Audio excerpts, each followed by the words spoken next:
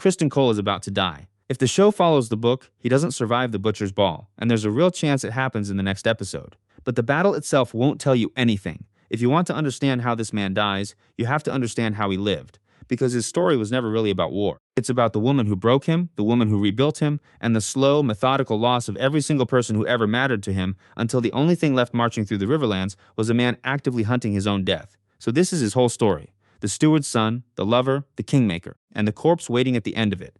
If you're into Deep House of the Dragon analysis, subscribe, because we cover every episode and every theory on this channel. Let's start where he started, with nothing.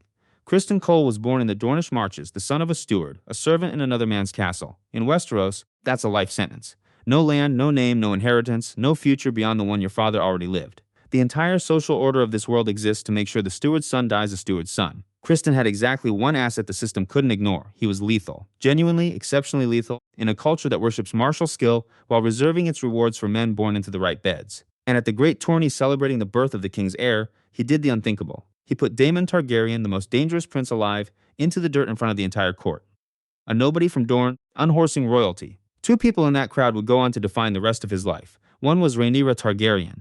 The other was Alicent Hightower. Hold on to that, because the symmetry between those two women is the architecture of everything that follows. Rhaenyra moved first. When a place opened in the Kingsguard, she passed over the polished sons of great houses, men with perfect armor and no scars, and chose the soldier with actual combat behind him. Overnight, the steward's son wore the white cloak, sworn for life to guard the heir to the Iron Throne. And you have to understand what that cloak meant to a man like him. It wasn't a job. It was the single piece of evidence that his existence had amounted to something, that merit could beat birthright, that the vows he kept made him equal to any lord alive. His entire identity rested on it, which is precisely why it destroyed him, because he fell in love with the woman he was sworn to protect, and one night, she came to his door. Rhaenyra had just come back from the streets of King's Landing, from an encounter with Daemon that ended in humiliation, and she chose Criston. He broke his vow of celibacy that night, and here's the asymmetry that poisons everything after. For her, it was agency, one night of taking something for herself in a life where everything was decided for her. For him, it was love, and the willing destruction of the only thing he'd ever earned. He didn't treat it as an indiscretion. He treated it as a commitment, and so he made the most reckless offer of his life. He asked her to run away with him, leave Westeros entirely, sail to Essos, marry him, become no one together. He was offering to burn the white cloak, his proof of worth, his whole self, for her. And Rhaenyra turned him down, because of course she did.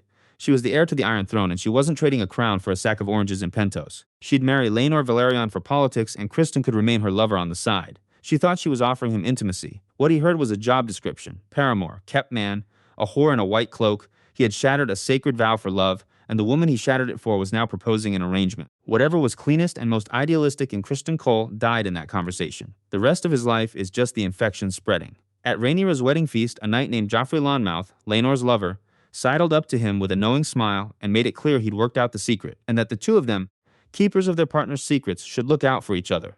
Criston responded by beating him to death on the dance floor in front of the assembled nobility of Westeros with his bare hands, and that same night he walked into the godswood, drew his dagger, and set it against his own throat. The show came within one word of ending his story right there. The word was enough, and it came from Alicent Hightower. This is the relationship people consistently underrate. Rhaenyra broke Criston Cole, Alicent is the one who put him back together, and she did it at the exact moment he decided he was garbage. She found a disgraced knight one motion away from suicide, and instead of turning away, she claimed him, made him her sworn protector, gave the ruin a purpose, and the bond made perfect sense because underneath the titles they were the same person, both handed over to the crown as instruments of other people's ambitions, both bound by duty they never chose, and both nursing the same private wound inflicted by the same woman who took what she wanted and let other people carry the cost. For years, Alicent was the only living soul who knew what Criston was and stayed anyway.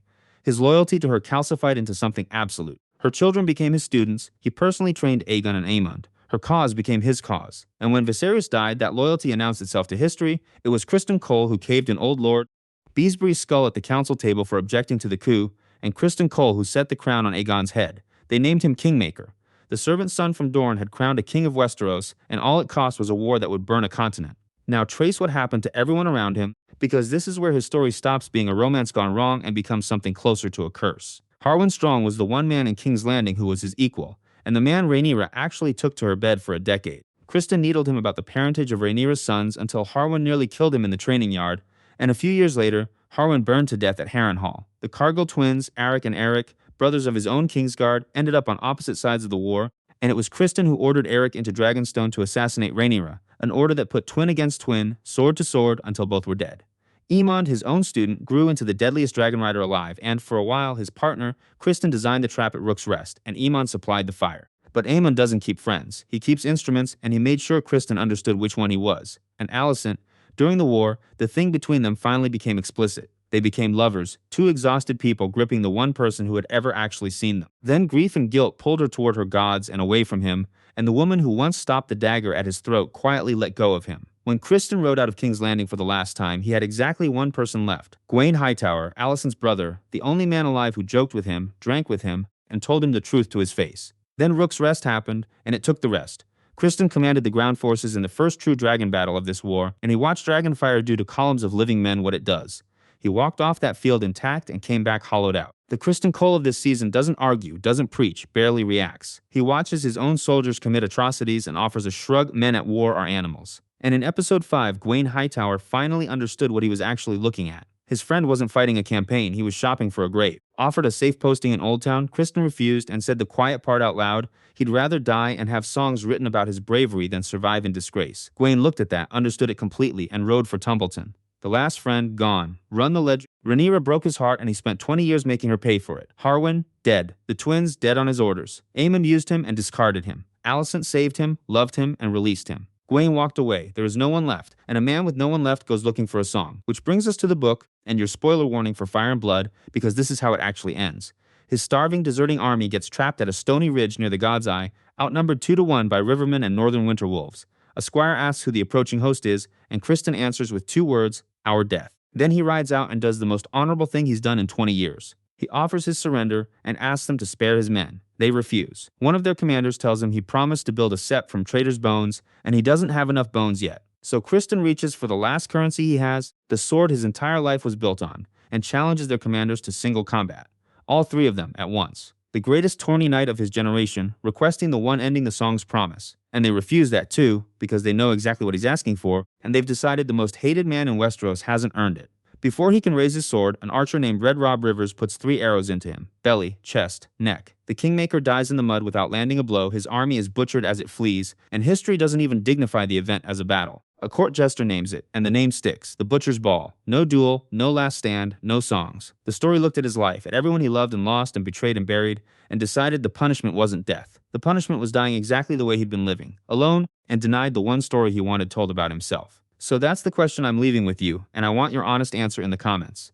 Villain or tragedy? Is Criston Cole a man who chose spite at every crossroads of his life, who murdered a guest at a wedding, crowned a king out of resentment, and has this ending coming 3 times over? Or is he what this system produces when it takes a talented man from nothing, dangles worth in front of him, and lets the people above him use him up?